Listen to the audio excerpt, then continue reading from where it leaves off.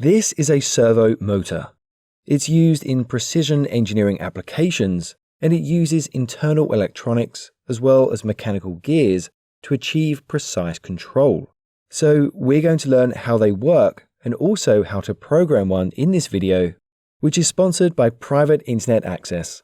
You can get a 3-year subscription with 4 extra months for free for only $1.98 per month using the link in the video description. Their VPN service helps safeguard your online privacy and can protect up to 10 devices at a time to let you browse the web with increased anonymity. It works with all major streaming services, and it runs on Windows, Mac, Android, iOS, and even Linux. They offer a 30-day money-back guarantee, so do check them out. I'll leave a link for you in the video description down below. A servo motor looks something like this. It converts electrical energy into mechanical energy. This type of motor is used for precise control, and we can connect different attachments to achieve this. We control the position of a servo motor by using a controller. So we often find it used in robotics and automation, and even for the steering of remote control cars. Usually, when we connect a DC motor to a power supply, it just rotates constantly. But a servo motor is different. These will not instantly rotate. Instead, these are sent signals which tell the motor exactly how far to rotate. Typically, the motor will rotate just 180 degrees, but we can get smaller or larger values. These are closed loop type. There's usually a pin inside to physically stop the motor rotating further. Some servo motors will not have this and are able to rotate the full 360 degrees. These ones are known as open loop type. Closed loop provides the best control, and these are more commonly used, so we will focus on this type in this video. On the side of the servo motor, we usually find a weight value. This is not the weight of the motor. It represents the torque of the motor, or how much force it can apply. This small motor has a rating of 9 grams. This larger one has a rating of 25 kilograms. This is how much force the servo motor can apply to a lever. We normally find this measured in kilograms, centimeters, or ounce inches. What does this mean? Well, for example, this servo motor is rated for 25 kilograms. So at 1 centimeter from the shaft, it can support 25 kilograms.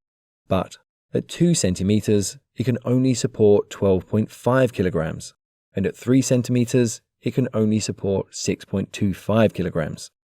We can find more information on the datasheet. In this example, we see it can be connected to a supply of between 4.8 and 7.2 volts. The higher the voltage applied, the higher the torque will be, so the stronger the motor will perform. But, as we can see, the motor has limits, and it will stall if it exceeds these limits. When the motor stalls, we can see the current dramatically increases. The operating current depends on the load applied as well as the voltage. The motor consumes more power when moving. It uses very little to hold its position. The higher the voltage applied, the faster the motor will rotate. We measure this rotation in seconds taken per 60 degrees of rotation. The physical size of the servo motor increases with the torque rating. That's because it needs larger gears and a larger electrical motor to achieve this. Let's look inside one to see the main parts and understand how it works. By the way, we have also covered stepper motors and DC motors previously. Do check them out, links down below. When we look at a servo motor, we see the main housing with the electrical connections entering the side. In this case, the red wire is the positive voltage wire, the brown wire is the ground, and the orange wire is the pulse width modulation signal wire. These colors do vary by manufacturer. On the top, we find a small splined gear. We can connect various attachments to this to make use of the rotation. Inside the unit, we first find a number of gears, and these are supported by some bearings. On one side, we have the output, and on the other side, we have the input. The input is connected to a DC motor which will drive the gears. This setup is known as a compound gear train. The gears are arranged in this way to ensure a compact design. The motor has a high rotational speed but a low torque, so the gears help convert this into a low speed but high torque output.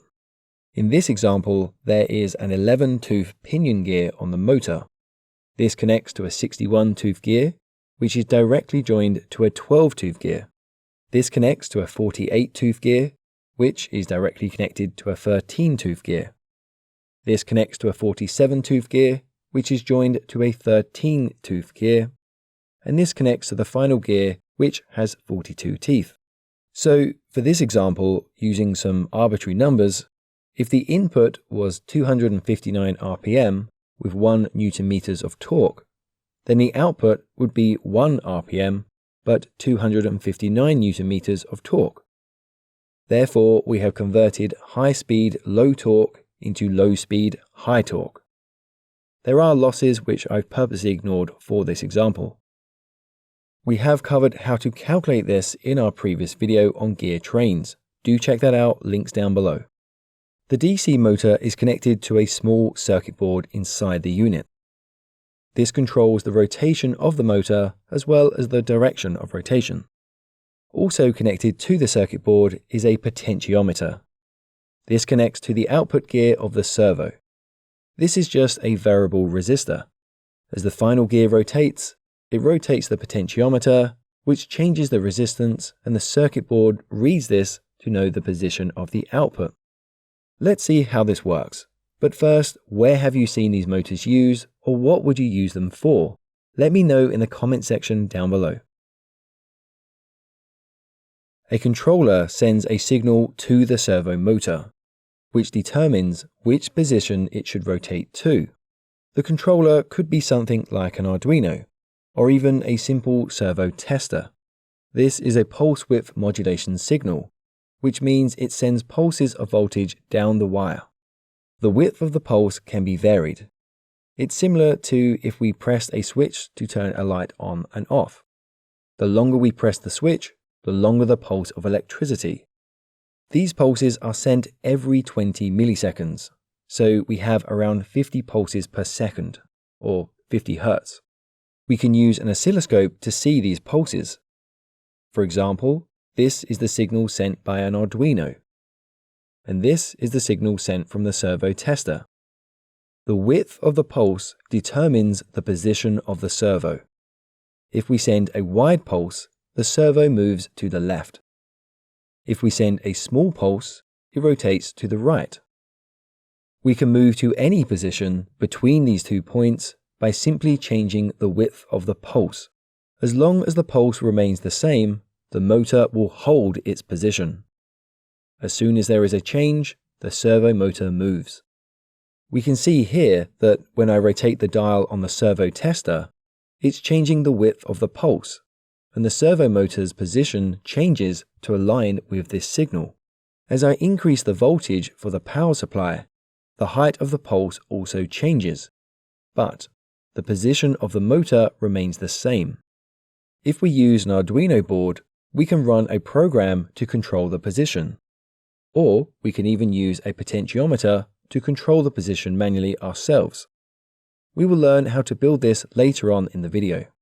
The signal enters the servo circuit board and is converted to a voltage. It passes through a comparator and then to a motor driver. The motor driver controls the rotation of the DC motor. It uses an internal H-bridge circuit to control the direction of rotation, either clockwise or counterclockwise, to get to the required position. This rotation causes the gears to rotate, which causes the final gear and servo arm to also rotate.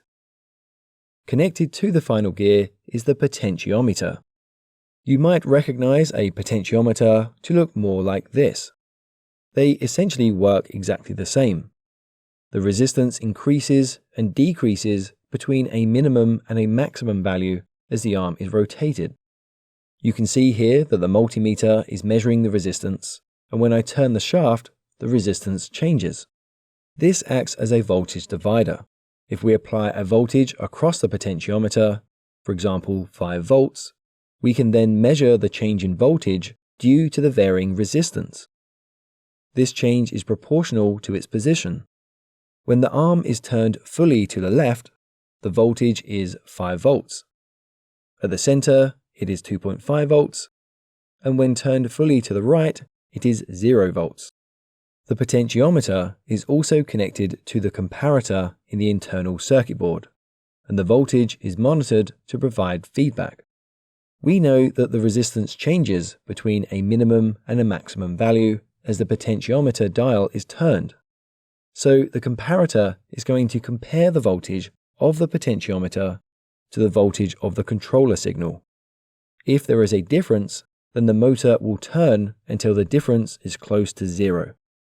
Then the servo knows it is in the correct position, so it will wait there until there is another change. We will learn how to control a servo motor in just a moment. But I just want to remind you to check out our sponsor Private Internet Access using the link below, where our viewers can get a 3-year subscription with 4 extra months for free for just $1.98 per month. With this, you can enjoy safer internet access across 10 devices. Click the link in the video description down below. We're going to learn how to program an Arduino to control a servo using a potentiometer. For this project, you'll need an Arduino, a breadboard, a servo motor, a potentiometer, some wires, and a power supply. First, connect a wire from the 5-volt port to the positive rail of the breadboard. Then connect another wire from the ground port to the ground rail.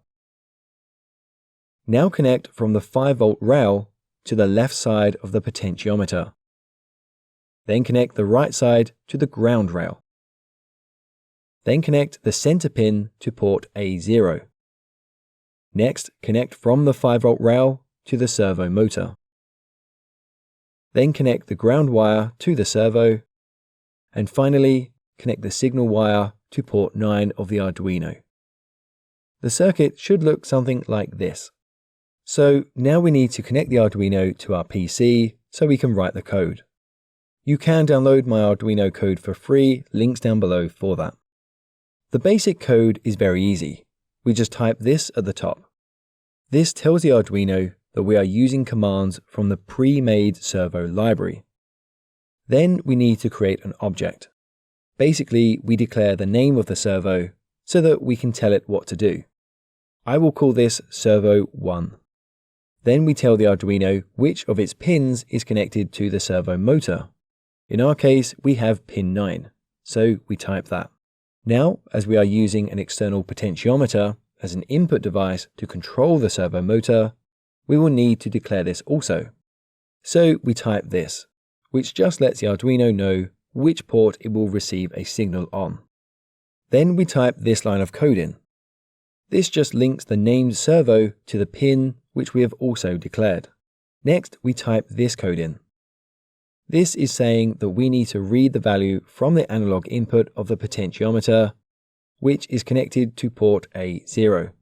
The Arduino reads the voltage through this pin, but it doesn't understand voltage because this is an analog signal port. So it will generate a number between 0 and 1023 depending on the voltage. When the potentiometer is all the way to the left, it receives the full voltage, so it is 1023. When it is turned all the way to the right, it is at 0 volts, so we read 0. The value changes as we turn the dial. The servo doesn't understand these numbers though. It wants to know a rotational degree between 0 and 180 degrees.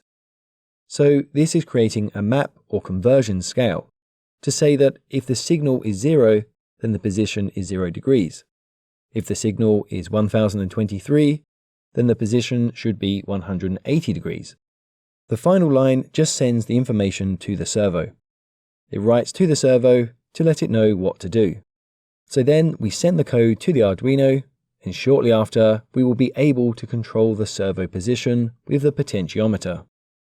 Once you understand this, you can make more advanced circuits. Check out one of the videos on screen now to continue learning about engineering, and I'll catch you there for the next lesson. Don't forget to follow us on Facebook, Twitter, Instagram, LinkedIn, TikTok, and theengineeringmindset.com.